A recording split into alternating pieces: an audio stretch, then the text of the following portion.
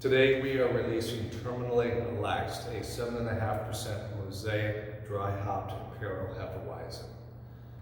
Now this beer is always a fun one with us at R.Shea Brewing because it's a different spin on the traditional Hefeweizen style, and it's kind of built up, even just under a year, a cult following for this beer. If you guys remember, COVID happened, we shut down. We released our Saving Grace as the first COVID release. We had to pause because it happened so fast. We didn't have everything in line to do a release every week for the remaining COVID releases, but we had this beer in the tanks ready to go. And it was more of this beer was more of an error.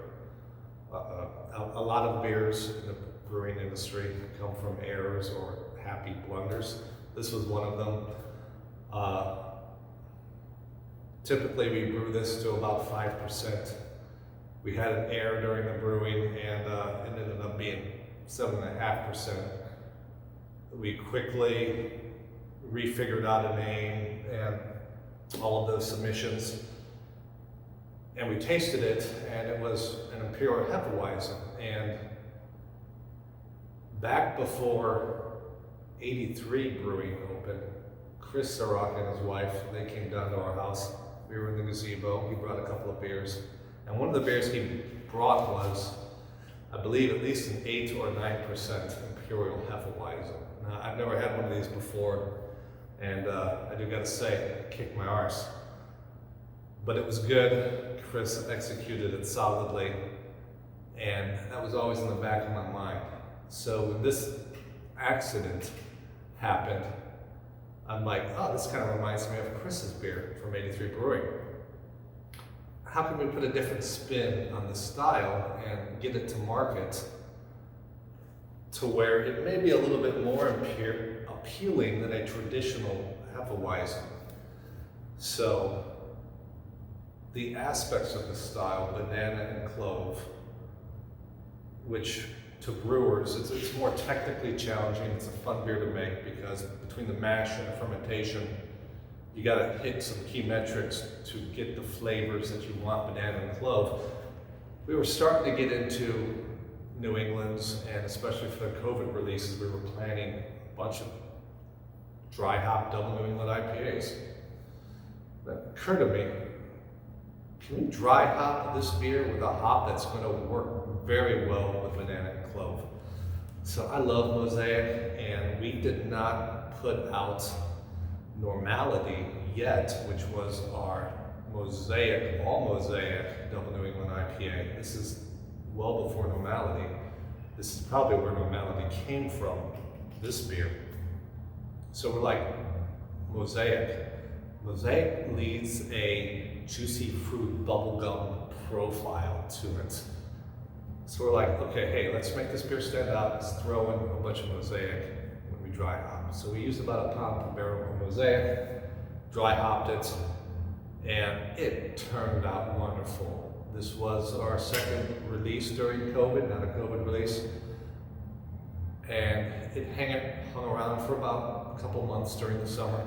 We made a lot of it. It wasn't going to distribution.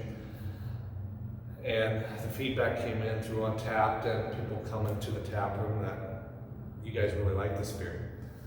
And especially people that don't like Hefeweizens, but like their New Englands, this was a good balance.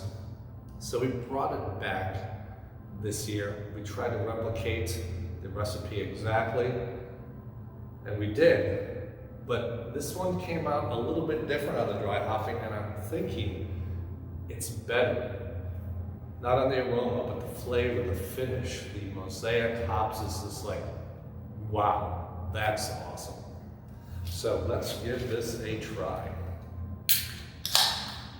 Of course, I've got the classic Hefeweizen glassware for this.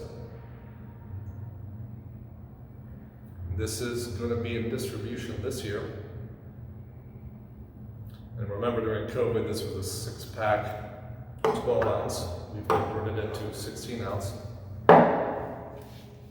So, look at that. Nice cloudiness, typical of a Hef. You got that banana and clove on the nose, not so much mosaic. But where you do get the mosaic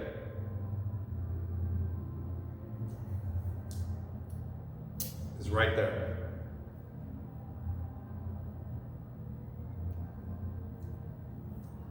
About midway into the sip, you're like, mosaic.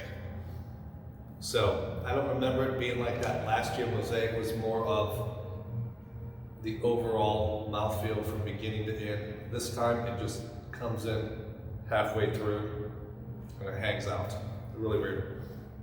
I'm not sure if we did anything differently. I don't think so. I looked at the profile, but that's how a lot of beers are. You got these subtle differences year to year, which is kind of cool. If you like the beer, you can kind of pick up on this from prior batches. So super unique spin on a summer classic, a Hefeweizen. Food pairings. This opens the door to a lot of good food pairings. Barbecue, sausage, sweet and spicy ribs, Thai food. Now since we've got the clove elements, think of Indian curries and stuff like that. Cheese pairings, buttery cheese like Edam, I think I said that right, or herb goat cheese would be great cheese pairings. And that is it for this review. We hope to see you this weekend.